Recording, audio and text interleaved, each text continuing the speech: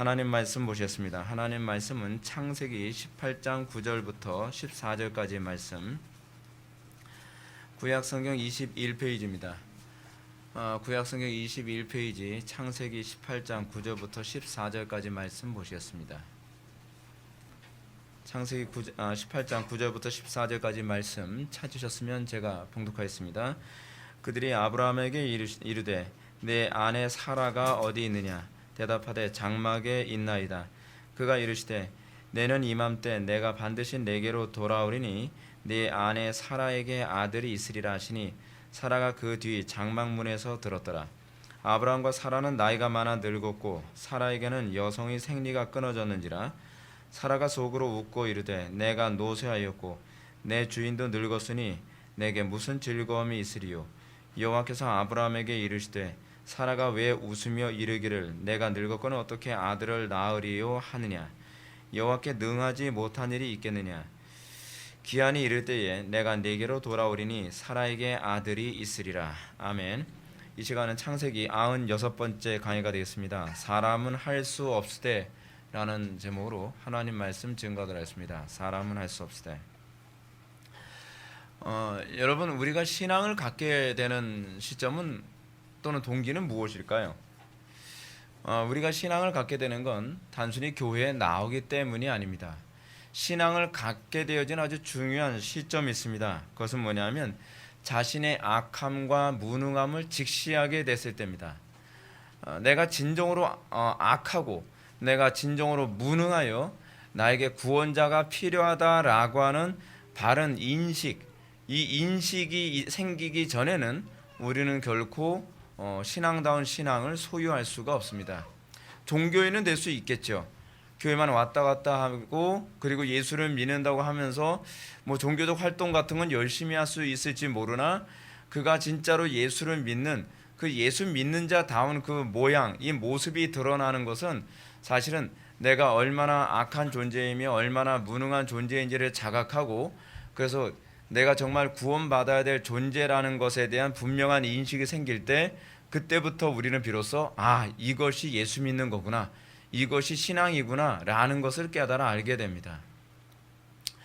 반대로 우리가 이 신앙생활을 어느 정도 하다가도 우리가 자기 자신에게 좀 뭔가 자신감이 생기고 내가 하나님을 의지하기보다는 내 힘으로 뭔가 할 수 있다라고 생각할 때는 소위 신앙생활의 그 맛을 사실 또 상실하게 됩니다.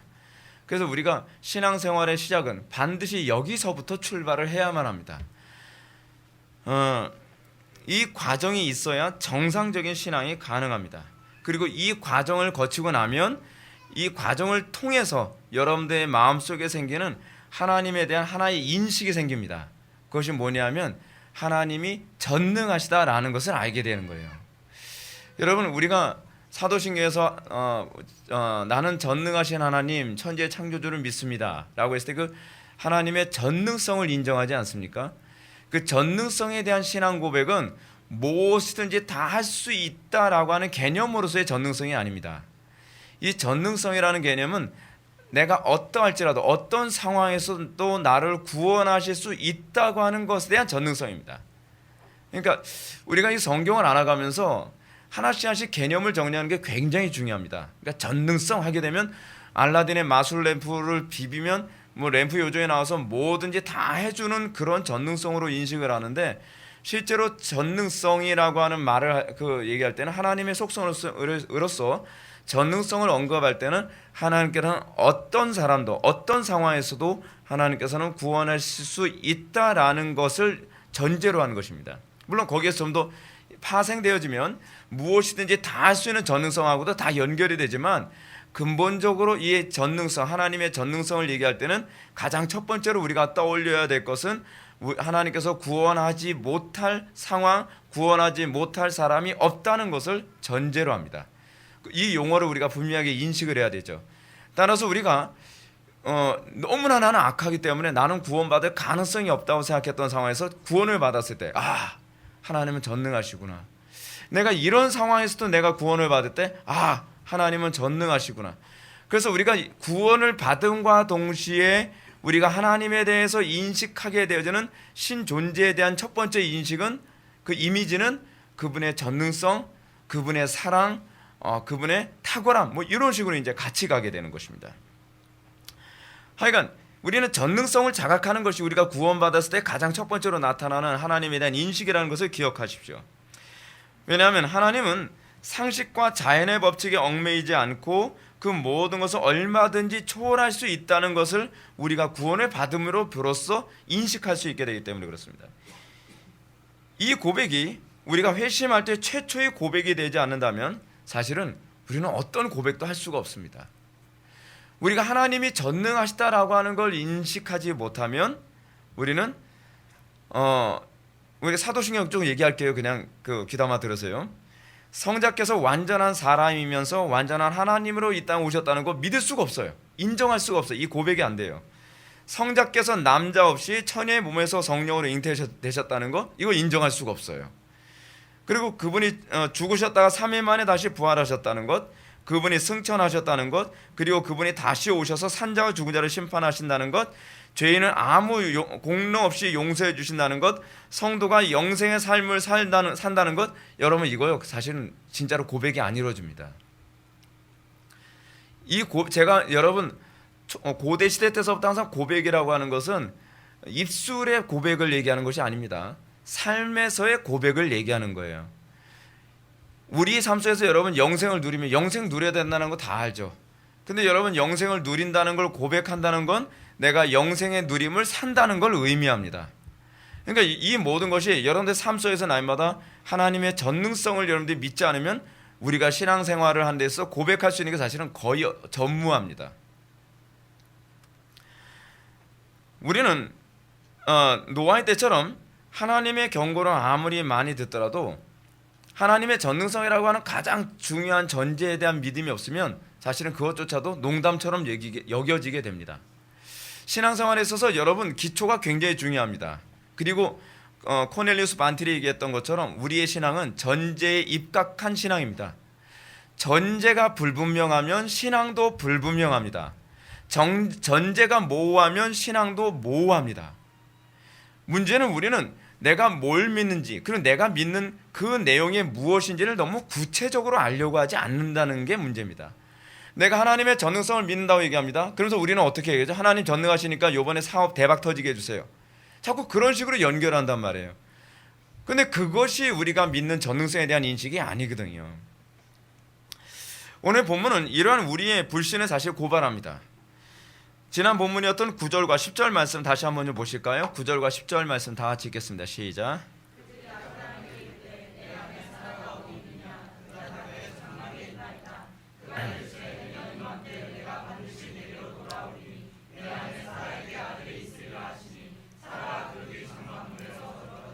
아멘. 오늘 본문은 지난 시간에 언급했던 부분입니다. 그러나 이 본문을 모세가 말하고자 했던 의도에 맞춰 사실 초점을 좀 더 이렇게 디테일하게 한번 좀 살펴보면 이 본문에 대한 이해가 좀 더 아주 색다릅니다. 지난 시간에 우리는 하나님과의 만남, 하나님과의 교통이 가져다주는 놀라운 효력을 우리가 알아봤습니다. 하나님의 임재라고 하는 것이 종교적인 영역에서만 나타나는 것이 아닙니다.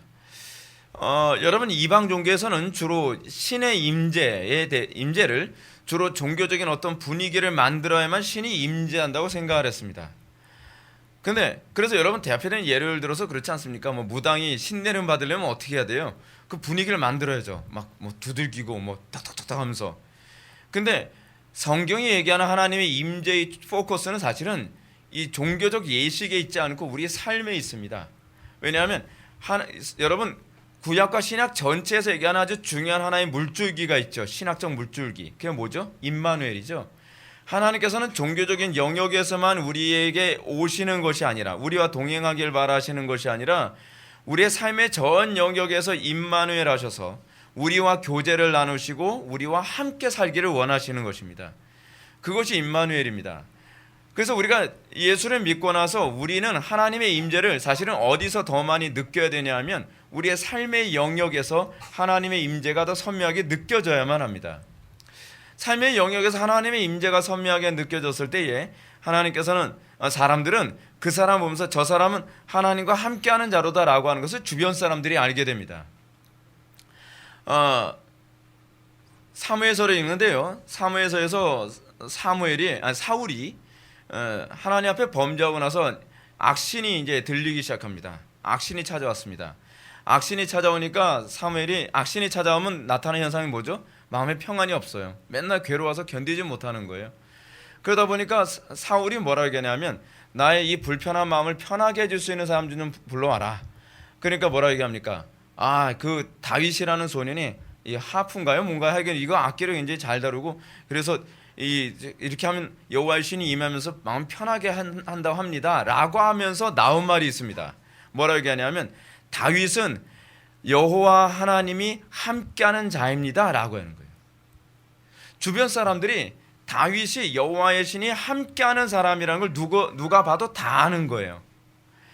하나님과 동의한다는 것은요 감춰지지가 않습니다. 나 혼자 하나님과 동의한다고 하는데 주변 사람들이 동의를 안 하면 그건 여호와께서 함께 하신다고 보기가 좀 곤란합니다.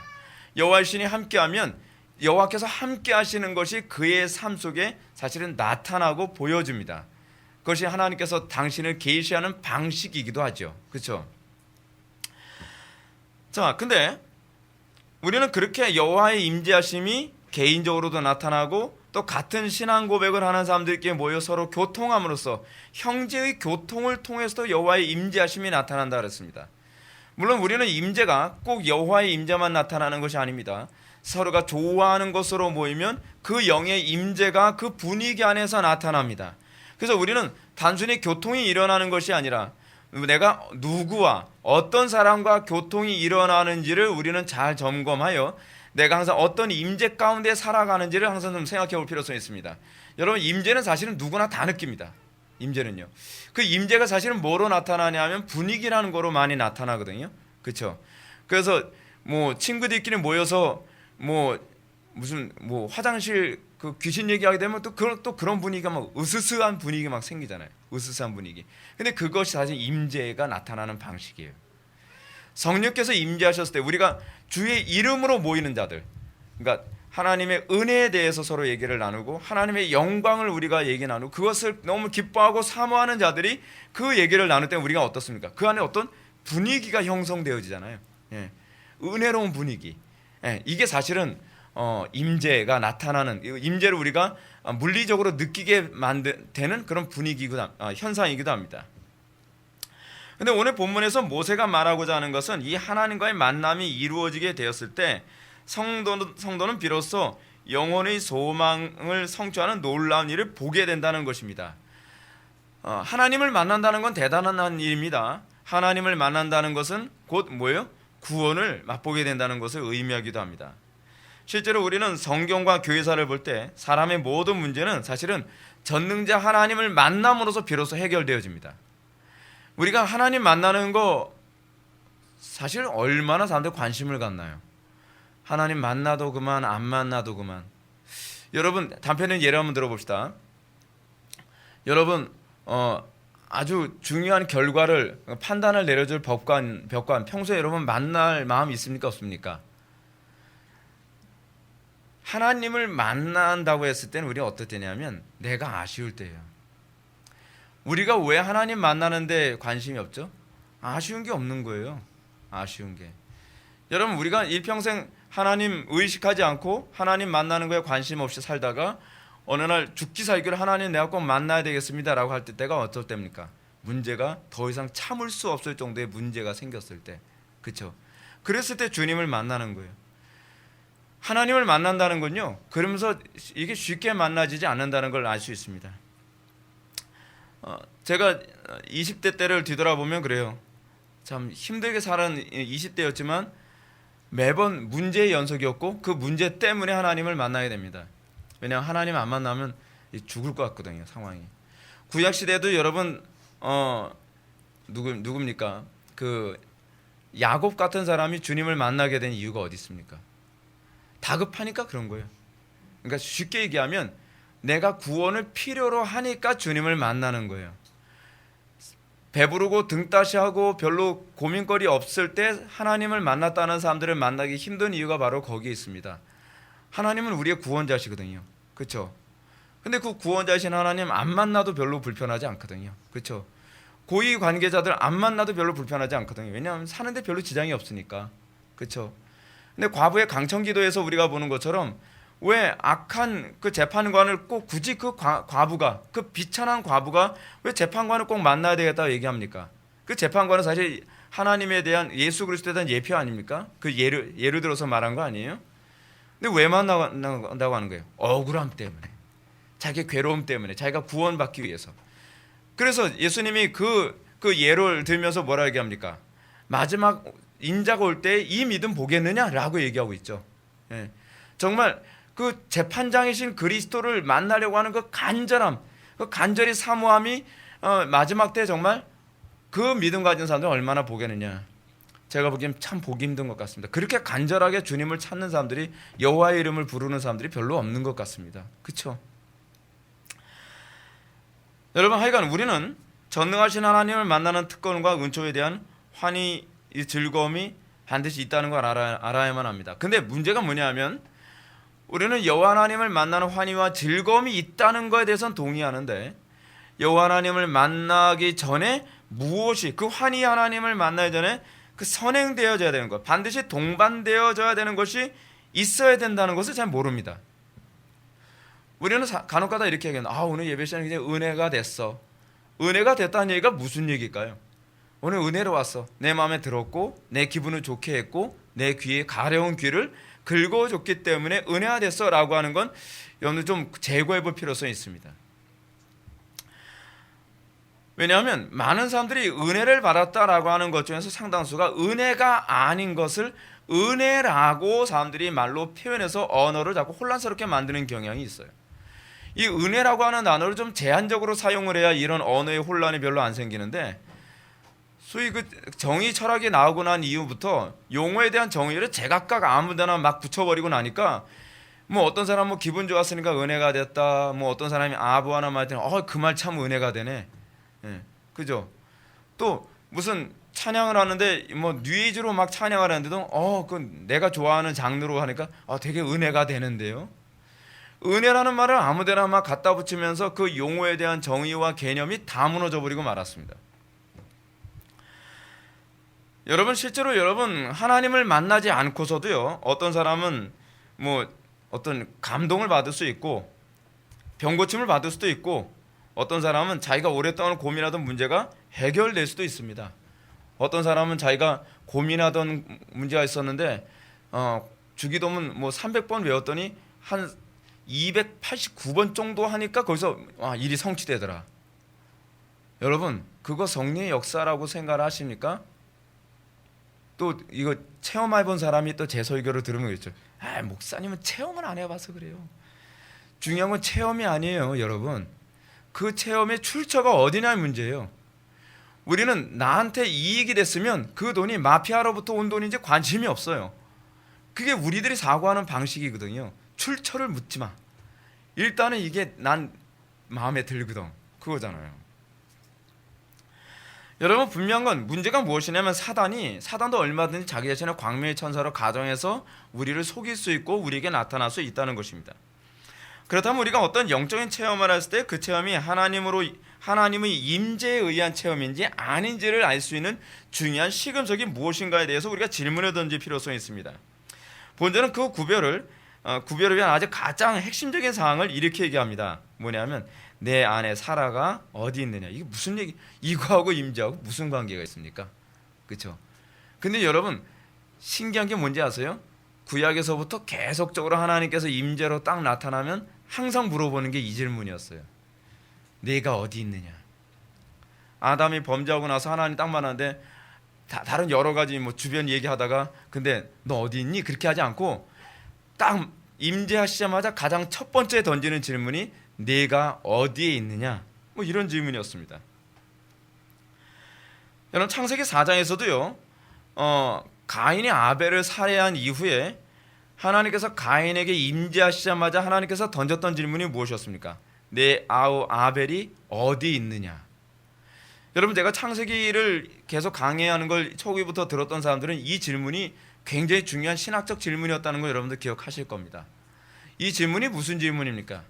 정체성에 대한 질문입니다. 정체성에 대한 질문. 우리가 하나님을 만나고 나면, 우리가 하나님을 가까이 하면 가까이 할수록 기분이 좋아지는 것이 아니라 하나님을 가까이 하면 가까이 할수록 내가 점점 더 그 빛 가운데서 나의 이 더러움과 추함과 나의 본 모습이 점점 선명하게 보인다는 것입니다. 우리가 가지고 있는, 내가 가지고 있는 신앙적 환상이 점점 깨지기 시작합니다.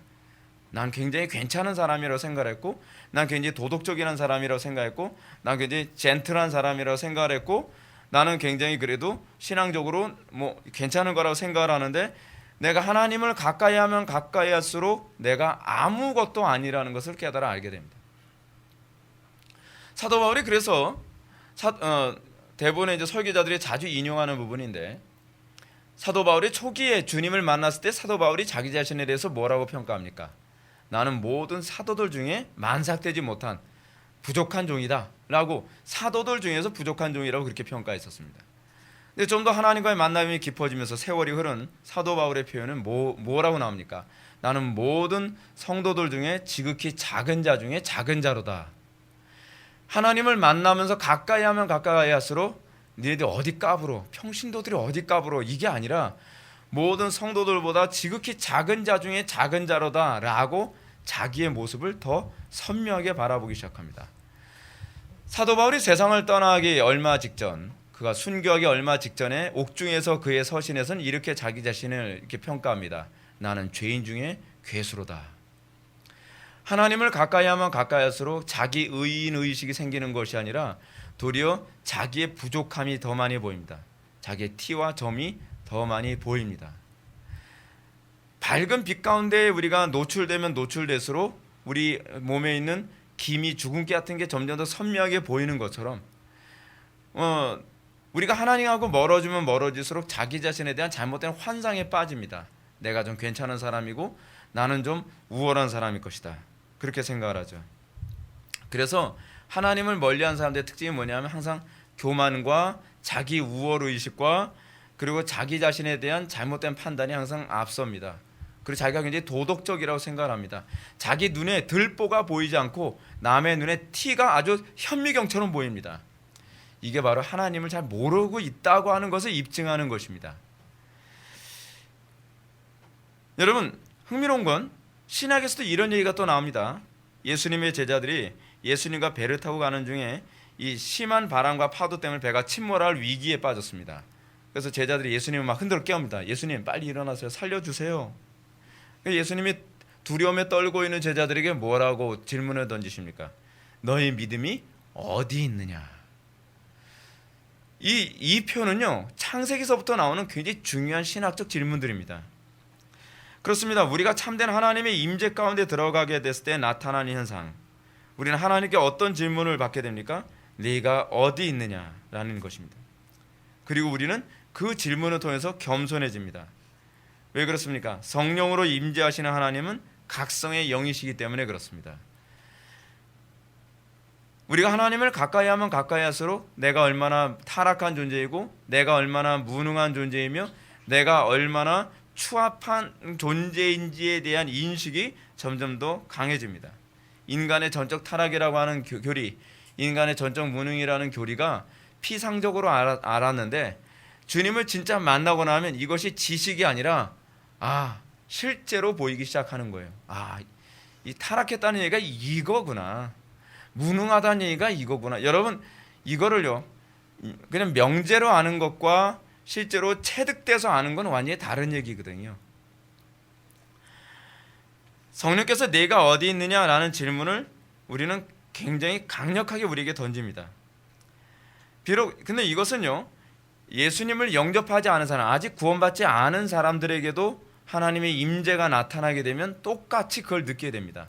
그걸 이제 찔림을 받는다는 게 사실 그거 아닙니까? 그래서 은혜 받았다라고 하는 것은요, 사실은 찔림 받는 게 은혜로운 겁니다. 그게 은혜 받은 겁니다. 찔림 받고 내 상태가 어떤 상태인지를 조명받는 거. 근데 문제는 뭐냐면 겸손한 사람은 그 부분을 인정하는데 교만한 사람은 강팍해진다는 것입니다. 여기서 이 은혜가 임했을 때에 극단적 두 가지 현상이 나타나죠. 하나는 더 겸손해지거나 하나는 더 강팍해지는 현상으로 나타난다는 것입니다. 실제로 은혜라고 하는 것은 이런 두 가지 양태를 보여줍니다. 어떤 양면성이 있어요. 여러분, 은혜를 주로 뭐로 많이 표현하죠? 햇빛 또는 비로 많이 표현하죠. 그렇죠? 근데 이것이 구약에서 주로 은혜를 표현하는 방식이거든요. 그렇죠? 이른 비와 늦은 비 뭐 그러잖아요. 근데 죽은 나무에는 비가 많이 내리면 많이 내릴수록 어떻게 되죠? 썩어버리죠. 살아있는 나무에는 비가 많이 내리면 많이 내릴수록 시냇가에 심긴 나무처럼 아주 파릇파릇하고 훨씬 더 강력해지죠. 하나님의 은혜의 특징이 그렇습니다. 하나님의 은혜가 강력하게 나타나는 그런 교회, 하나님의 은혜가 강력하게 나타나는 그런 장소일수록 이 강팍함과 충만함이 동시에 같이 나타납니다. 그래서 여러분들이 하나님의 은혜를 받았을 때 내가 점점 더 겸손해지는 쪽으로 가는 것인지, 내가 점점 더 강팍해지고 점점 더 내가 썩어져 가는 곳으로 가는 것인지, 이거 잘 보셔야만 합니다. 우리는 후자적 요소가 안 나타나는 것만 은혜라고 생각합니다. 그렇지 않습니다. 성령께서는 이 두 가지 양면성으로 우리에게 작용하십니다. 사랑하는 성도 여러분, 저는 성령님이 이 질문이 여러분들에게도 동일하게 날마다 던져지기를 바랍니다. 여러분들도 매번 하나님의 임재를 맛보면서 이 질문을 계속 받아야만 합니다. 그래서 여러분들이 예배다운 예배를 여러분들이 매번 하게 될 때 여러분들이 나타나는 것은 여러분들 점점 겸손해지는 것으로 나오는 것이죠. 처음에 여러분들이 우리 교회 왔을 때는 나는 모든 목사님들보다 내가 작은 자로다. 이거에서 나는 모든 성도들보다 작은 자로다. 그래서 나중에는 내가 죽을 놈이요로 바뀌어야 돼요. 그러면서 점점 내가 하나님께 내세울 것이 없고 나는 하나님의 은혜를 무엇으로 보답하리까로 나오는 것이 진짜 제대로 은혜 받고 있다는 특징입니다. 근데 이 은혜를 제대로 받지 못하면 점점 이 상태가 점점 안 좋아져 가는 거예요. 상태가 처음에는 은혜가 되는데 요즘엔 별로 은혜가 안 된다. 은혜가 안 되는 게 아니죠. 점점 썩고 있다는 얘기입니다. 그 표현이 나오고 있다는 건 진짜 은혜를 못 받고 있구나. 진짜 저 사람 썩어가고 있구나. 점점 더 강팍해져 가고 있구나라고 하는 걸 자기 입으로 실토하고 있는 것입니다. 여러분들이 내가 어떤 상태인가, 내가 얼마나 무능하고 내가 얼마나 악한 존재인가에 대한 인식에서 여러분 출발을 해야 여러분들의 신앙에서 제대로 신앙생활의 모습이 나오고 열매가 나옵니다. 오늘 본문에 나오는 사라를 보십시오. 그녀는 어찌하든지 태의 열매를 얻기 위해서 갖은 노력을 다했습니다. 그렇죠? 근데 나이 90세가 되도록 아무런 수확도 없었습니다. 그러면 그녀가 이렇게 나이 90세가 되도록 모든 애를 다 써봐도 아무런 수확이 없었던 이유가 무엇이었을까요? 여러분, 지금 이 사라는 다른 물리적인 요소에서 내가 자녀를 갖지 못하는 것의 원인을 찾으려고 애를 썼습니다. 근데 하나님은 원인을 딴 데서 찾고 있죠. 내가 지금 어디 있느냐를 먼저 질문을 던지고 있는 거예요. 그렇죠? 열매가 없는 이유는 내가 지금 하나님과의 관계에서 지금 어디에 있는지를 네가 점검을 했어야 된다는 거죠. 그렇죠? 그녀에게 열정이 없었기 때문이 아니에요. 사람의 문제는 열심은 있을 때 그 열심이 신앙적 열심이 아니었다는 거예요. 참된 열심이 아니었다는 거예요. 소위 포인트가 제대로, 방향성이 제대로 맞지 않은 그런 열심을 가지고 있었다는 거죠. 사라는 자신의 믿음이 어디 있었는지 깨닫지 못했습니다. 내가 어디 있느냐라는 이 대답이 사실은 그녀에겐 불분명한 겁니다. 내가 어디 있지? 내가 어디 있느냐라고 하는 구약의 질문은 주로 뭘 의미하죠? 네가 무엇을 의지하느냐? 내 믿음이 지금 어디 있느냐? 또는 너의 지금 상태가 어떤 상태냐라고 하는 그 질문이거든요. 근데 사라는 자기 자신의 상태, 자기 자신이 무엇을 의지하고 있는지를 전혀 의식을 못하고 있습니다. 물론 그녀 스스로는 나름대로 하나님께 믿음이 있노라고 생각했을 것입니다. 그러나 사실은 그녀의 믿음과 소망은 어디에 있었을까요? 자기의 젊은 육체에 있었습니다. 내가 육체가 젊어야 애를 낳을 수 있다고 생각을 하는 것이죠. 사실은 믿음의 주소가 딴 데 있는 거예요. 근데 그 자기가 믿고 있는 그 대상이 딱 뺏기고 나니까 여러분, 우리에게 절망이 언제 오는지 아십니까? 내가 믿고 있는 것이 그 대상이 없어졌을 때 절망이 오는 거거든요. 그리스도인들에게 절망이 올 수 없는 이유가 무엇이냐면 우리가 믿는 그 하나님을 아무도 빼앗을 수 없기 때문에 우리에게 절망이 올 수 없는 겁니다. 근데 우리가 재물을 빼앗기면 절망이 옵니다. 명예를 빼앗기면 절망이 옵니다. 또 행복을 빼앗기면 절망이 옵니다. 근데 주님께서 그 절망이 올 때 질문을 던지시죠. 네가 어디에 있느냐? 네가 진짜 네 인생에서 네가 믿고 의지하는 그 신은 도대체 뭐였어? 라고 질문을 던지고 계신 거죠. 그죠? 사도 바울이 얘기했던 것처럼 우리가 하나님께 열심히 있다고 해서 그것을 신앙이라고 생각하면 곤란합니다. 그 열심의 방향성이 어디 있느냐? 내가 지식을 좇는 열심이냐? 내가 참 하나님을 믿는 그 열심 가운데 있느냐? 우리 날마다 우린 그걸 점검해 봐야만 합니다.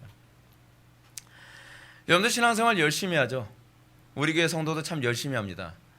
근데 열심히 하는데 열매가 잘 안 나타나고 열매가 불분명한다면 여러분들 그 열매가 안 나타나는 이유를 점검해야만 합니다. 내가 지금 어디에 서 있는지.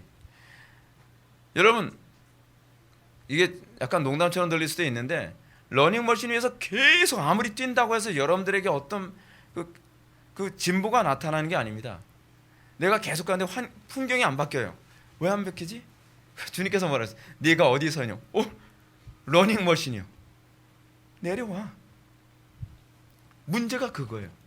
문제가 우리가 어디에 서 있는지, 내가 진짜로 의지하는 게 뭔지. 하나님이죠. 진짜로? 진짜로요. 그럼 내가 이거 살짝 걷어갈까? 문제는 사라에게 그 문제가 있었습니다. 하나님께서는 아브라함에게 사라가 어디 있느냐라고 물어보셨습니다. 참 재미있죠.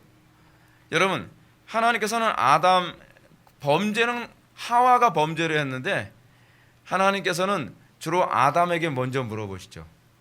여기서도 똑같은 절차가 또 나옵니다. 근데 이 질문, 네가 어디 있느냐? 그건 아담에게 던졌던 질문이기도 하고 가인에게 던졌던 질문이기도 합니다. 사라의 신앙의 위치에 대한 각성을 묻고 계시는 겁니다. 이와 마찬가지로 우리에게 하나님과의 관계에서 풍성한 열매가 나타나기를 바란다면 우리는 하나님 앞에서 좀 정직해져야만 합니다. 네가 어디 있느냐? 저 지금 잘 있는데요. 아니 어디 있느냐니까. 우리는 자꾸 이걸 감추려고 합니다. 어떻게 해요? 자꾸 이 감춰지지도 않는 이파리 가지고서 부끄러움을 감추려고 하는 것처럼, 우리는 마치 아무 일 없었던 것처럼, 나는 마치 하나님 앞에서 괜찮은 존재인 것처럼 자기의 부끄러움을 자꾸 감추면서 별일 없었어요. 하나님 신경 쓰지 마세요. 우리는 끊임없이 자신을 포장하고 감추고 자기 합리화를 추구하는 상태에서 하나님과 관계 회복은 일어나지 않습니다. 신앙생활은 어디서부터 시작해요? 정직해지는 것부터, 솔직해지는 것부터 시작해야 돼요. 하나님 앞에 솔직하고 자신의 비참과 불신앙을 인정하지 않으면 아무리 기도하고 열심히 다한다 해도 사실 달라지지 않습니다. 여러분들 하나님께서 질문 많이 하지 않습니까? 네가 어디 있느냐? 근데 여러분 하나님의 질문 앞에서 좀 정직해지나요? 내가 교만했습니다. 내가 사실은 인정하기 이걸 싫어합니다. 내가 사실은 이걸 사랑하기 싫어합니다. 사실은 내가 이것을 가지고 싶은 욕심 때문에 그렇습니다. 여러분이 만약에 하나님께 그거 얘기하면 너 그런 놈이었어? 그러시겠습니까? 그래, 힘들지? 내가 도와줄게. 우리는 거기서부터 출발해야 되거든요. 하나님, 제가 악했습니다. 내가 교만했습니다. 내가 음란했습니다. 하나님 앞에 솔직해져야 돼요. 하나님 앞에 나의 죄를, 나의 악함을, 나의 무능함을 드러내야 돼요. 하나님 앞에 자꾸 착한 척 하려고 하지 마세요. 하나님 사실은요, 제가 진짜 하나님 기쁘게 해드리려고 했는데 어떻게 좀 그렇게 좀 됐네요. 그러면 하나님께서 그랬어? 난 몰랐는데. 놀라와. 하나님이 그렇게 어리석지 않습니다. 우리는 하나님 앞에서 하나님, 제가 솔직히 인정할게요. 제가 욕심이 많았어요. 제가 솔직히 인정할게요. 제가 교만했어요. 하나님, 제가 솔직히 인정할게요. 제가 하나님보다 이걸 더 사랑했어요. 사실은 사라에게 던지는 질문도 그거였고, 가인에게 던졌던 질문도 그거였고, 아담에게 던졌던 질문도 그 질문이었거든요. 그런데 여러분, 아담도 문제가 뭡니까? 저는 별 문제 없는데 저 여자가 문제예요. 신앙생활에서 변명만큼 아주 쥐약이 없습니다. 스스로 회개할 기회를 자꾸 피해가는 거예요. 하나님 앞에서 나의 자신의 무능함과 내 자신의 악함을 인정해야 하거든요. 하나님, 저 인정합니다. 제가 죄를 이기는 데는 전 무능합니다. 하나님, 제가 어리석었습니다. 인정합니다. 그럼 하나님께서 어떻게 하실까요? 그러면 내가 죄를 이길 수 있는 능력 줄게. 내가 너에게 지혜를 줄게. 하나님께서는 그 겸손한 마음으로 구하는 자에게 그걸 주지 않으실까요? 근데 문제는 뭐냐면 우리는 자꾸 외식을 해요. 자꾸 메이크업을 한단 말이에요. 그렇죠? 자꾸 메이크업을 하면서 어떻게 해요? 죽은 게 자꾸 감추고 뭐 아이섀도우로 뭐 떡칠을 하고, 그렇죠? 그런 식으로 자기가 이 추한 부분을 하나님 앞에 자꾸 가리려고 한단 말이에요. 추한 부분 자꾸 가려서 그 메이크업을 하고 나면 하나님이 뭐라 그러시겠어요? 너 누구야? 처음 보는 얼굴인데? 이게 오늘날 기독교인들의 위선이에요. 위선. 하나님 앞에서 자꾸 메이크업 하려고 하지 마시란 말이에요. 하나님 앞에서 벌거벗긴 상태에서 그래요, 전 이런 존재였어요. 인정합니다. 여러분, 그렇다면 사라가 태의 열매를 얻기 위해서 서 있었던 그 믿음의 장소는 과연 어디 있었다고요? 11절과 12절 말씀 보시겠습니다. 11절과 12절 시작.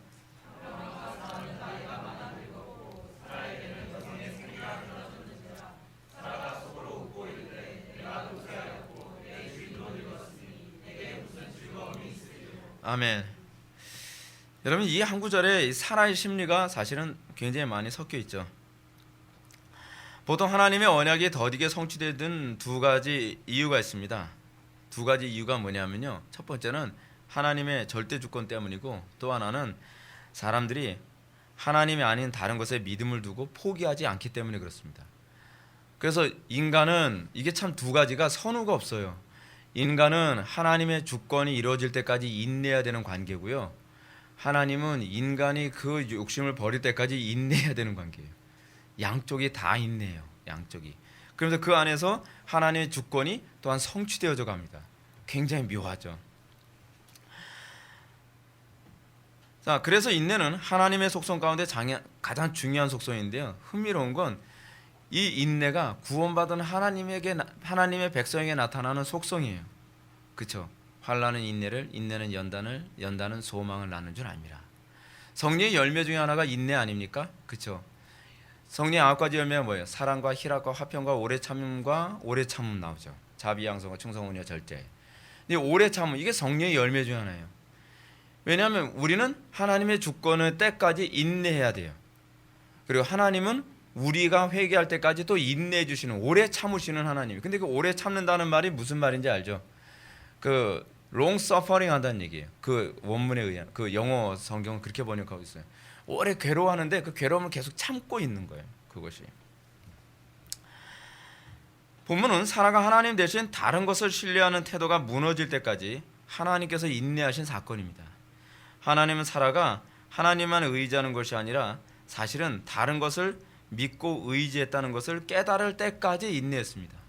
사라는 그렇게 생각했죠. 나 하나님 의지해요. 하나님 의지하는데 왜 이렇게 더디 들어주세요? 내가 하나님 이렇게 의지하는데 왜 하나님 왜 역사해 주지 않나요? 근데 하나님께서는 넌 날 믿는 게 아니야. 넌 네가 네 건강한 육체, 젊은 육체를 넌 믿고 있어. 네 육체가 태의 열매를 맺게 만드는 주체라고 생각을 하지 마. 태의 열매를 맺게 만드는 주체는 너의 건강하고 젊은 육체가 아니라 바로 나의 주권이야. 근데 그거를 인정하지 못하고 있는 거예요. 그렇기 때문에 사라는 하나님께서 사라에게 아들이 있으리라 라고 하셨을 때 자기 속으로 이렇게 생각을 하죠. 나는 노쇠하였고 내 주인도 늙었으니 내가 무슨 즐거움이 있으리요, 무슨 소망을 갖겠느냐, 이런 얘기죠. 여기서 이미 사라의 믿음이 하나님께 있는 것이 아니라 그 물리적인 것에, 세상적인 것에 있었다는 것이 그대로 입증됩니다. 근데 여러분, 흥미로운 게 사라는 이걸 감춥니다. 네가 웃는다, 저 안 웃었는데요? 또 메이크업하죠. 네. 자기의 속마음을 자꾸 감추죠. 솔직하지 않은 거예요. 이게 사라의 심각한 문제이고 이것이 바로 오늘날 우리의 문제이기도 합니다. 인정을 안 하죠. 여러분, 신앙생활 시작하는 데서 가장 철칙 잊지 마십시오. 인정하는 것부터 시작해야만 합니다. 인정을 안 하면 도울 방법이 없어요. 도울 방법이. 저 정직한데요? 또 정직하지 않다니까 저를 안 봐서 그래요. 내가 관찰해본 결과야. 날 잘 몰라서 그래요. 널 잘 알아서 하는 소리야. 인정을 안 해요. 인정을 안 하는 사람 여러분 보면서 어떻습니까? 변하는 거 보셨습니까? 학생들 중에서 여러분 변명 많이 하는 아이들, 그리고 인정 안 하는 아이들 치고 변하는 애들은 없습니다. 그렇죠? 인정하는 것부터 시작해야 되거든요. 너 게을러. 네, 저 게을릅니다. 인정해요. 그럼 어떻게 해야 돼? 이거 고칠게요. 그렇게 시작을 해야 되는데 저 게으른 거 아닌데요? 저 나름대로 그래도 얼마나 힘쓰고 부지런하게 하려고 이랬었는데 진짜 속이 부글부글 끓잖아요. 그렇죠? 뭐 자꾸 갖다 붙여요. 네. 너 공부에 대한 집중해. 집중 안 하는 거 아니에요? 집중하는 거예요. 근데 집중하다 이거 잠깐 이거 하는 거거든요. 화장실 급해서 갔다 온 것뿐이에요. 인정 좀 해. 인정을 안 해요. 인정 안 하는 사람들은 사실 개선의 여지가 없는 거예요. 근데 이것이 하나님과 우리와의 관계 안에서도 그래요. 하나님과의 관계 안에서. 사실은요, 제가 하나님 정말 섬기고 싶었는데 여건이 이랬고요. 사실은 이러고 싶었는데 뭐 요즘 경제적으로 어렵고요. 뭐 이런 인정을 안 하죠. 인정을 안 해요. 하나님께서 이런 환경 주시지 않았다면 제가 이렇게 행동했겠어요? 이게 우리의 가장 심각한 문제라는 걸 우리는 인식을 못하죠. 그래서 하나님께서 임재하셨을 때 우리에게 가장 첫 번째로 요구하는 건 인정이에요. 너 인정해. 오늘날 우리가 가지고 있는 동일한 불신이 바로 이겁니다. 그래서 하나님의 말씀이 선포되면 사람처럼 마음으로 비우는 태도가 나타나죠. 그렇죠? 뭐 알기나 해? 내 사정이 어떤지 알기나 하나?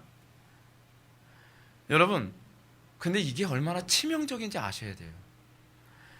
이 마음으로 비웃음이 하나님의 말씀이 선포될 때 내가 비웃는다는 건 사실은 핑계와 이유를 갖다 붙인다는 얘기거든요. 근데 안 바뀌어요. 바뀔 수가 없어요. 그리고 이것이 얼마나 위험한 것인지 열왕기하 6장과 7장에 나타난 사건을 통해서 제가 좀 설명해 드리고 싶습니다. 열왕기하 6장과 7장은 북이스라엘이 사마리아에서 아람 왕 베나단에 의해서 성 안에 포위된 사건을 기록하고 있습니다. 포위됐는데 몇 년을 포위당했냐면 3년을 포위당했어요. 여러분 성 3년 동안 포위하면요 다 굶어 죽습니다. 옛날에 전쟁은요 장기전이었어요. 장기전이라서 한번 그 성을 공격하는데 성을 물리적으로 함락하는 게 불가능하다 그러면은 이제 주변에다 막사를 칩니다. 막사를 치고서 이제 거기서 밥 해먹고 그러면서 저놈도 굶어 죽을 때까지 항복하고 나올 때까지 계속 이 통로를 다 막고 있는 거예요. 아람왕 베나단과 전쟁에서 한 3년 정도를 그렇게 하고 나니까 사람들이 성 안에 있는 주민들이 너무 배고프니까 이제 자식들을 잡아먹습니다. 이제 오늘은 네 자식 잡아먹자. 그럼 내일은 내 자식 줄게. 그래서 사람 고기를 서로 뜯어먹는 거예요, 애기를. 그러니까 배고파서 견디지 못하는 거죠. 그 굶주림이 얼마나 끔찍하고 비참한 상황이었는지 열왕기하 6장 25절은 이렇게 언급합니다.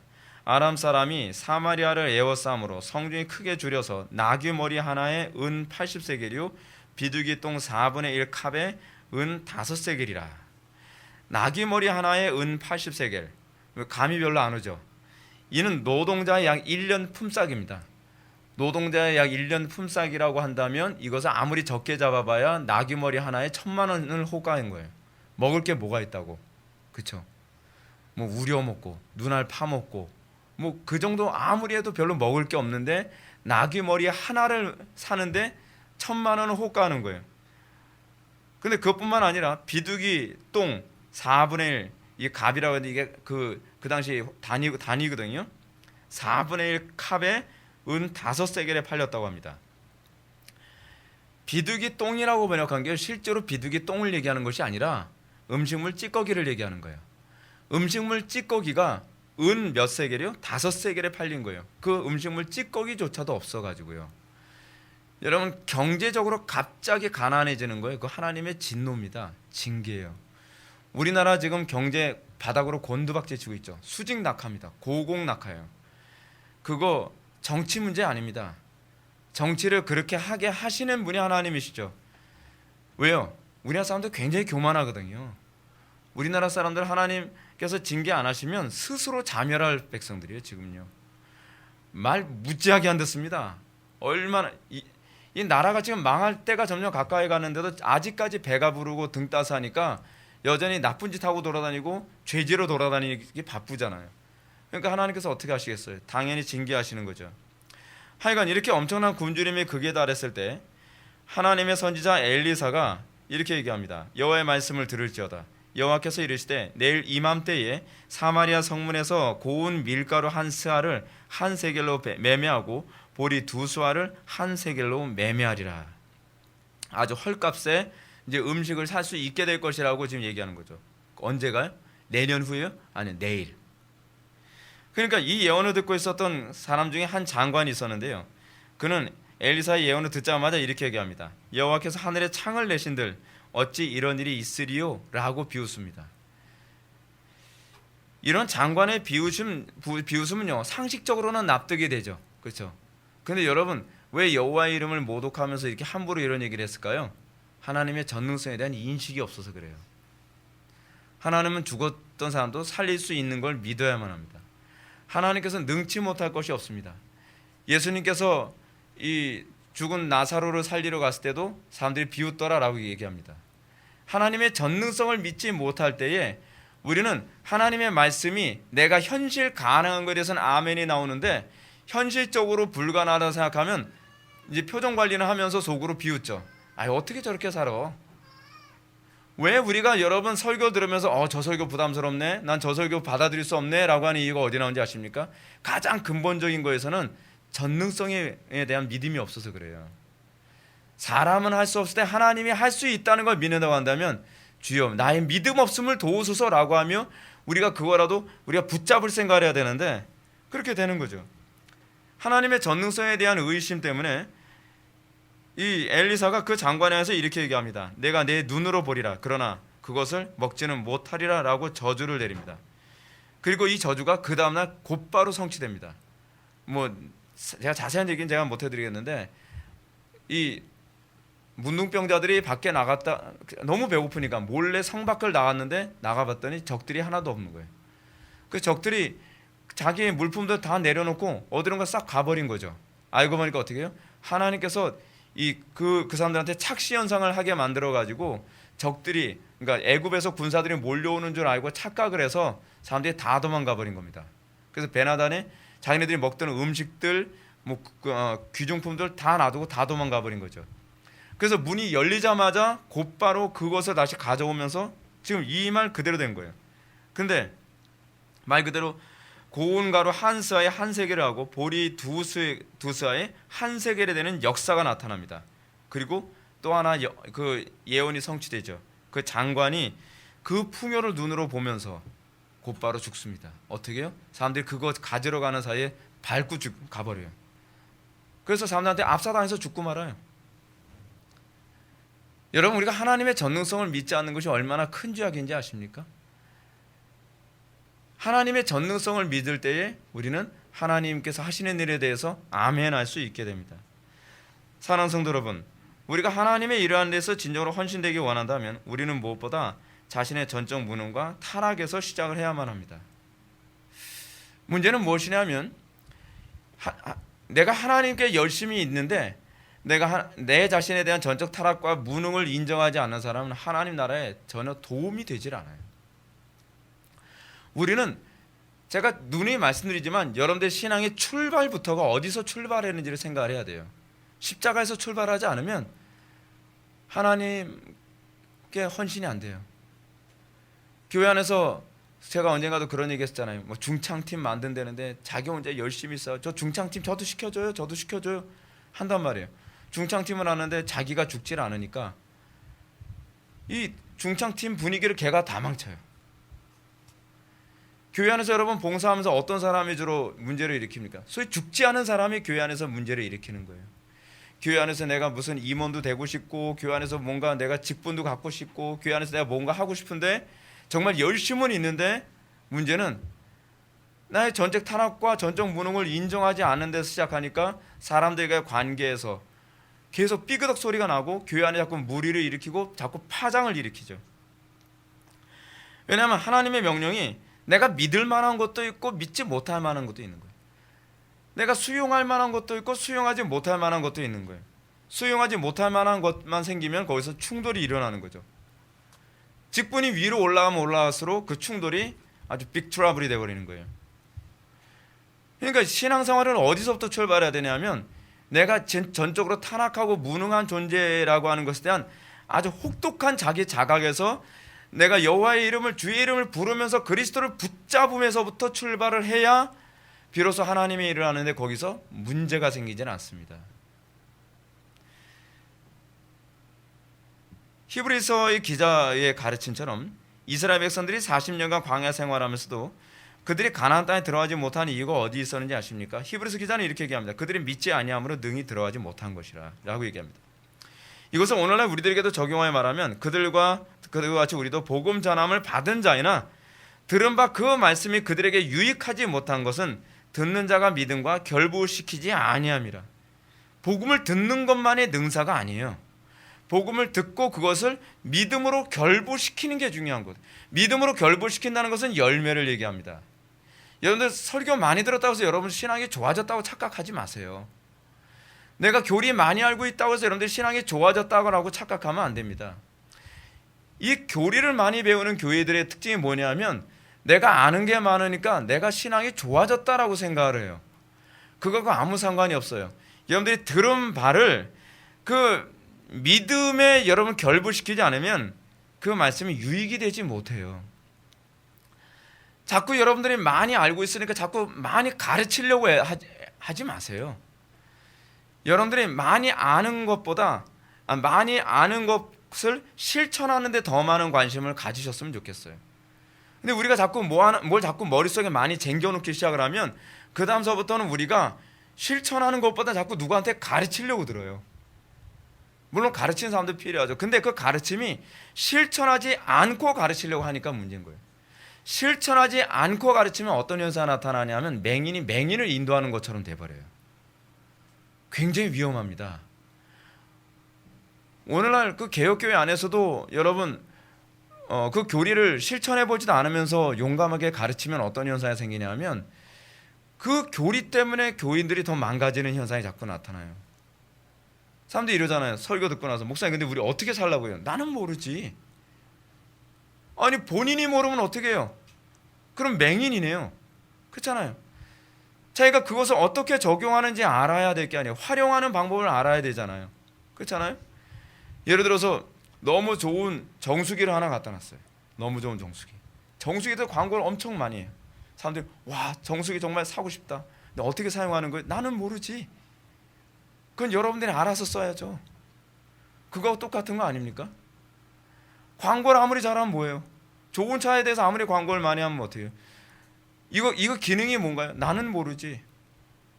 이게 오늘날 개혁교회 안에서 흔히 나타나고 있는 코미디거든요. 삼위일체론 엄청나게 많이 가르치는데 근데 목사님 삼위일체론이 우리하고 어떤 관계 있나요? 나는 모르지. 인간의 전적 문학 우리하고 무슨 관계 있나요? 나는 모르지. 성도의 견인은 이게 뭔가요? 그냥 교회만 열심히 다니면 그 어떻게 살아도 천국 보낸다는 거예요. 이게 사람 잡는 거예요. 이게 성도의 견인교리. 견인이라고 하는 단어를 정확하게도 이해하려고 하지 않고 왜냐하면 적용해 본 적도 없거든요. 적용해 보지 않으면 나타나는 현상이 있어요. 디테일하게 몰라요. 디테일하게. 여러분 이게 있어요. 자동차를 설명해 주는 것과 자동차를 몰아본 사람은 달라요. 그렇죠? 그 요즘에 제가 우리 교회 스타렉스 이제 구입할 때 제가 이제 자동차 어떤 차를 구입하는 게 좋을까 해가지고서 막 이렇게 보면 타본 사람이 시승기가 이렇게 꼭 이게 나오더라고요. 시승기는요 시승을 안 해본 사람은 쓸 수가 없는 내용들이에요. 그렇죠? 그래서 이 차는 코너링이 좋은데 코너링 때 이런 현상이 나타나고 그거는 매뉴얼에는 없는 얘기거든요. 직접 운전을 해봐야 아는 거거든요. 그리고 이 차는 뭐 엑셀에다 밟을 때 뭐 이러하고 뭐 변속 기능이 어떤 현상이 나타나고 같은 변속 기능을 가지고 있지만 이 차는 변속 기능이 좀 더 원활하게 작용하는 방면에 이게 약간 반응이 늦다는 등 뭐 이거는 직접 자기가 이 운전을 해본 사람들만 아는 거거든요. 근데 교리도 그래요, 여러분. 교리도요. 이걸 하나님 말씀대로 살아봤을 때에 아 이게 이런 기능을 가지고 있는 거구나. 이 교리가 이래서 필요한 거구나 라고 하는 걸 알게 되는 거죠. 그렇지 않으면 진짜 맹인이 맹인을 인도하는 꼴이 돼버려서 양쪽을 다 죽여버리죠. 저는 우리 교회 성도들이 이 지식을 자꾸 나열하는 것 이것보다도 이걸 내가 몸에 실천하여 내가 주님과 더 가까워지는 그런 삶의 그 기쁨을 거기서 누렸으면 좋겠다는 거죠. 하여간 여러분, 여호와 하나님께서는 사라가 이 마음속으로 비웃고 있다는 것을 아시고 14절의 말씀을 가지고 다음 같은 말씀으로 꾸짖습니다. 여호와께서 능하지 못한 일이 있겠느냐? 기한이 이를 때에 내가 내게로 돌아오리니 사라에게 아들이 있으리라. 여러분, 여호와께 능치 못한 일이 있겠느냐? 이게 우리가 항상 고민을 해야 될 부분이거든요. 우리가 하나님의 말씀에 자꾸 비웃음으로 반응하는 이유가 어디 있을까요? 여러분들이 설교를 들으면서 현실적이지 않아. 여러분들이 성경을 가르침을 받으면서 어떻게 저렇게 살아? 여러분들이 설교를 들으면서 저게야 뭐 목사님이야, 목회만 하시니까 그렇지. 나처럼 직장 생활하고, 나처럼 사업을 하고, 나처럼 뭐 직장에서 뭐 윗사람도 아니고 뭐 신입 사원 같은 경우에는 어떻게 저렇게 살아? 저는 그런 별명 수도 없이 들었거든요.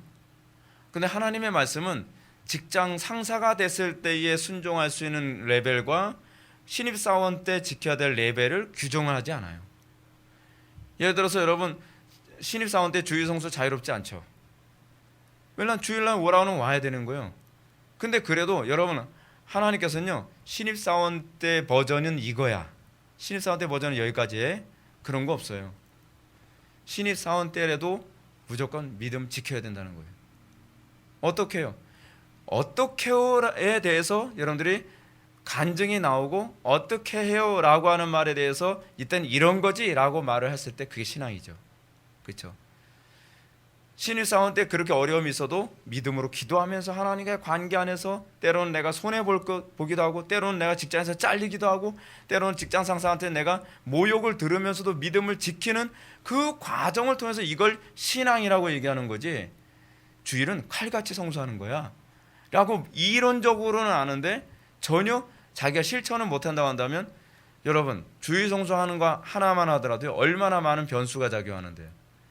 쉬지 않고 기도하는 이 문제에 관해서도 여러분 얼마나 많은 변수가 작용하는데요. 여러분, 목사는 좀 더 쉬울 것 같습니까? 아니요, 안 그래요. 목사도요, 변수가 엄청 많이 작용합니다. 여러분들이 제 인생에 들어와서 살아보진 않아서 그렇죠, 그 엄청난 변수하고 저도 허구한 날 싸우는 거고, 허구한 날 주저앉기도 하고, 허구한 날 괴로워하기도 하면서 그렇게 살아가는 거예요. 근데 각자 하나님께서 여러분들의 삶과 믿음에 필요한 관계에서 순종하라고 요구되는 영역이 있거든요. 그 요구되는 영역에서 여러분들이 그 말씀을 어떻게 육신화시키는, 어떻게 그 말씀을 현실화시킬 것인가를 하나님과 관계 안에서 해결해야 되는 건 여러분들의 숙제죠. 각자의 숙제이고,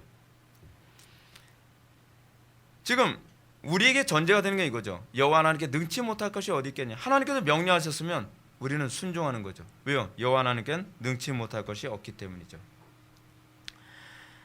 하나님은 사람이 할 수 없기 때문에 하나님도 할 수 없겠느냐고 반문하십니다. 이게 우리가 항상 하는 거예요. 내가 할 수 없으니까 하나님도 할 수 없을 거라고 생각하는 거예요. 하나님을 어떻게 만드는 거죠? 우상의 수준으로 끌어내리는 거예요. 우상이 뭐예요? 자기가 원하는 수준의 신 아니에요? 근데 하나님은 우상들처럼 유한한 신이 아니거든요. 전능한 하나님이시거든요. 어떤 상황에서도 우리를 구원하실 수 있는 하나님. 그렇죠? 지금 사라가 어떤 상황이든 하나님은 구원하고자 하면 구원하세요. 네. 그걸 믿는 게 신앙이거든요.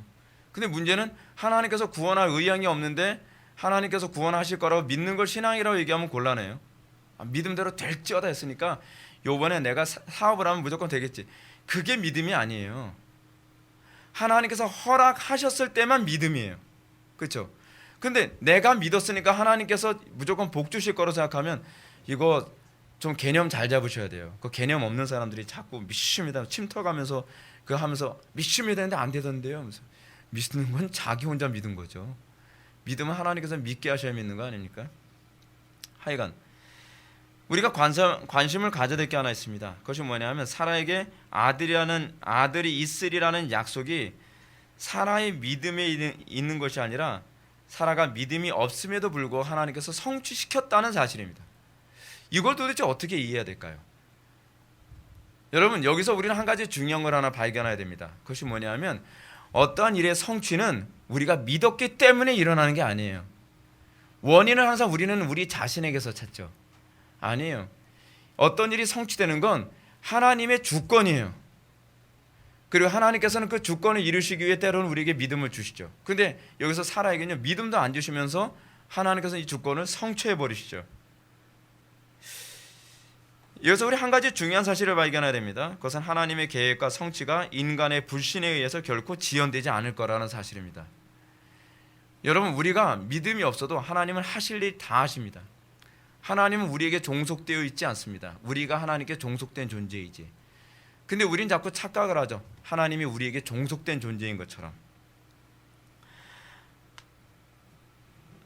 하나님은 우리 인간의 불신앙과 불경건함에도 불구하고 반드시 성취하십니다. 그러나 분명한 사실은 이렇게 우리 불신앙에도 불구하고 하나님의 작정하심이 성취될 때 우리에겐 아무 칭찬도 기대하지 말아야 한다는 사실입니다. 우린 자꾸 이러죠. 그래, 뭐 내가 기도하지 않아도 하나님께서 하실 일 다 하실 테고, 내가 믿음 없어도 하나님 하실 일 다 하시겠지. 그리고 우린 뭐만 가면 돼요? 우린 천국만 가면 되는 거예요. 여러분들 게으름을 합리화시키기 위해서 이 교리를 사용하면 곤란합니다. 이 말씀은 그 얘기가 아니에요. 우리의 게으름을 합리화시킬 여지를 주지 않습니다. 잘못된 가르침의 특징은 뭐냐면 항상 우리의 악한 본성을 즐겁게 해주는 것이 잘못된 교리입니다. 바른 교리는 항상 우리의 잘못된 본성을 항상 회개하도록 촉구하고 우리가 하나님께 더 각성하도록 만듭니다.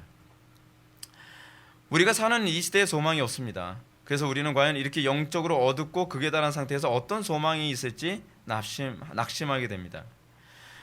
우리는 이렇게 죄악된 상황에서 내가 이렇게 순종하지 않아도 이 세상은 좋아지겠지. 이런 어떻게 생각합니까? 우리나라 잘 되겠죠? 우리가 애쓰지 않아도, 우리가 기도하지 않아도, 우리가 헌신하지 않아도 우리 교회 잘 되겠죠. 우리 교회 뭐 하나님의 선하신 계획이 있으시면 잘 될 테고, 뭐 선하신 계획이 없으면 아무리 뭐 우리가 애쓴다고 뭐가 달라지겠나? 그렇지 않나요? 맞는 얘기 아닌가요? 왜 노려봐요? 여러분, 이 부분을 여러분 잘 생각해야 돼요. 여러분, 여기서요 아주 중요한 걸 우리가 놓치고 있어요. 그것이 뭐냐면 우리가 하나님께 쓰임 받는 게 영광이라는 거예요. 내가 쓰임 받지 않아도 그 일이 이루어질 수 있다고 생각하는 건 굉장히 미련한 거예요, 여러분. 뭐냐면 사사기 4장을 보면요, 여기 그 얘기가 나옵니다. 드보라는요, 드보라라는 사사가 나오죠. 드보라는 사사입니다.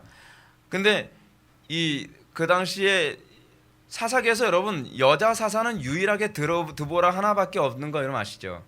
근데 왜 드보라만 그 여자냐? 그러니까 여자 목사 되지 않냐? 꼭 이렇게 혼란스럽게 만드는 이 원인을 제공하는 게 이 드보라인데, 그 당시에 드보라가 여자 사사가 된 이유가 뭐냐면 남자들이 무능했기 때문입니다. 항상 타락하게 되면 신기하게 어떤 현상이 나타나냐면 남자들이 하나님의 그 신적 대리인으로서 역할을 안 해요. 그래서 타락하게 되면 자꾸 사회가 모계 사회처럼 바뀌어버려요. 여성이 드세지고 남자들이 무능해지고, 이게 타락한 사회의 특징이에요. 이 사사기 시대, 특히 이제 사사기 4장에서 드보라 시대 때 그랬습니다. 드보라와 여러분 같은 시대에 있었던 사사가 또 한 명 있었던 거 여러분 기억나십니까? 이게 대통령 이름하고 비슷한 사람이에요. 바락이에요. 버락 비슷하잖아요, 그렇죠? 이 바락이라고 하는 사사가 있었습니다. 이 사람도 사사예요. 남자 사사.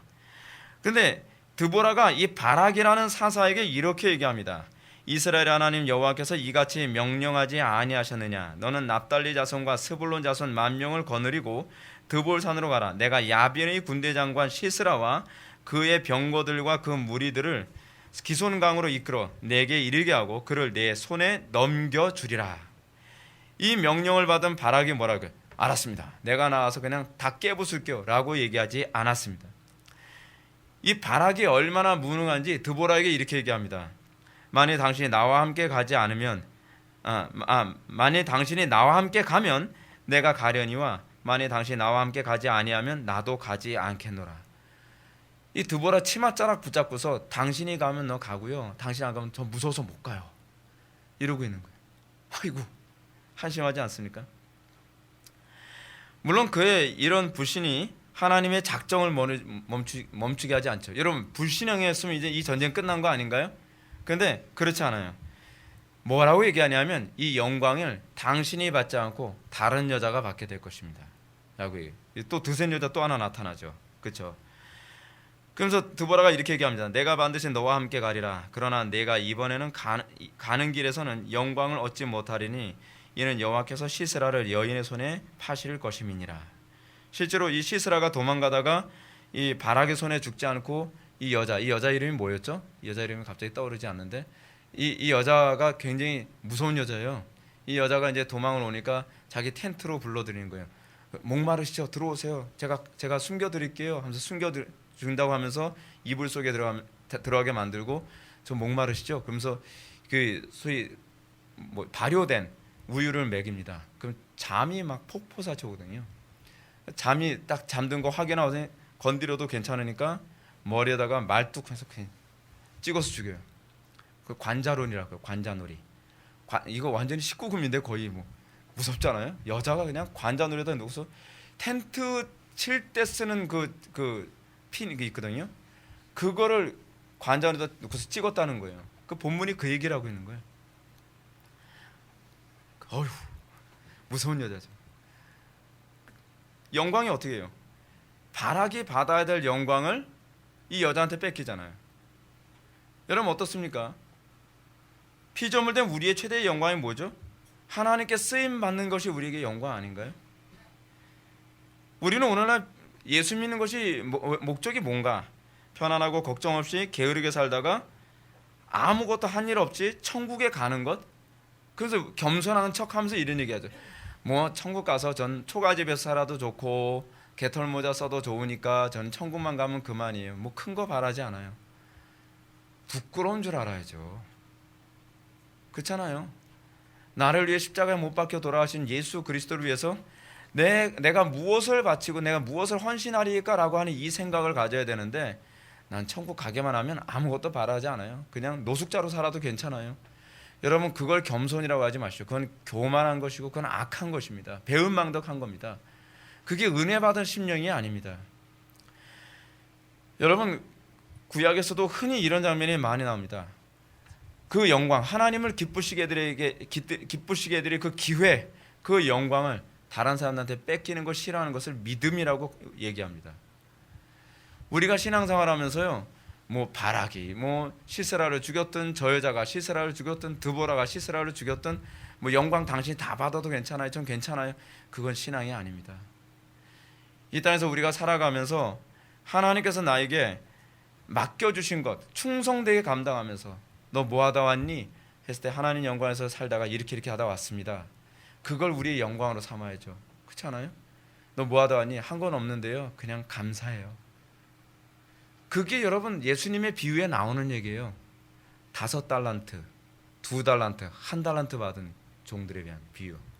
1달란트 받은 종이 어땠다고요? 남긴 게 없어요. 남긴 게. 그래서 뭐라고 얘기해요? 이 달란트 주인이 나한테 주신 달란트를 다시 돌려드립니다. 그러니까 예수님이 뭐라고 말씀하십니까? 이 악하고 게으른 종아, 네가 바깥 어두운 데서 슬피우며 이를 갈미 있으리라 라는 선언을 하지 않습니까? 우리는 세상의 명예를 위해서 그토록 살아가면서 하나님의 영광 위해서 살아가는 그 명예에 대해서는 왜 이토록 관대하고 왜 이토록 우리는 겸손하죠? 사랑하는 성도 여러분, 우리는 이 땅을 살아가면서 하나님의 말씀대로 살아가며 하나님만 할 수 있는 일을 통해서 하나님의 영광을 드러내고 그리고 날마다 우리가 하나님께서 기뻐하시는 그 열매를 맺는 것이 신앙의 영광인 걸 믿으시기 바랍니다. 편하게 사는 거요? 좋죠. 근데 여러분들이 정말 하나님을 사랑한다면 그리고 여러분들이 하나님께 은혜를 받은 사람이라고 한다면 여러분들의 영광이 뭘까요? 죽도록 충성하는 것, 하나님을 영화롭게 하는 것. 그래서 나는 아무것도 한 것 없습니다. 주님 영광 받으소서라고 하며 세상을 떠나는 것이 우리의 그 가장 큰 복이 아닐까요? 예수님 믿는 이 땅의 성도들이 이 마음을 다시 회복하고 어디 가든지 항상 하나님을 기쁘시게 그렇게 해드리는 성도로서 살아가기를 주님의 이름으로 축원합니다. 기도하시겠습니다. 사랑이 많으신 하나님, 우리가 하나님의 전능성을 믿고 그래서 그 전능성에서 시작하여 하나님의 모든 명령에 대해서 예만하고 아니오가 없는 신자가 되기를 원합니다. 우리는 우리의 수준에서, 우리의 경험에서 또는 우리의 환경에 의해서 하나님의 명령을 가감하고 하나님의 뜻을 우리가 왜곡시키고 변경시키는 그런 죄악을 아무렇지도 않게 범할 때가 얼마나 많은지 모릅니다. 내가 할 수 없는 일은 하나님이 할 수 없다고 생각하고 그리하여 하나님의 영광이 나타나야 될 시점에서 하나님의 영광을 도둑질할 때가 많습니다. 우리의 믿음 없음을 용서하여 주시고 우리가 철저히 회개케 하여 주시오며 우리가 하나님 앞에서 솔직해지고 겸비하여져서 우리가 이 마지막 때를 살아가며 하나님을 더욱더 영화롭게 하는 그 믿음의 사람들 될 수 있도록 은혜 베풀어 주옵소서. 예수님의 거룩하신 이름으로 기도하옵나이다. 아멘.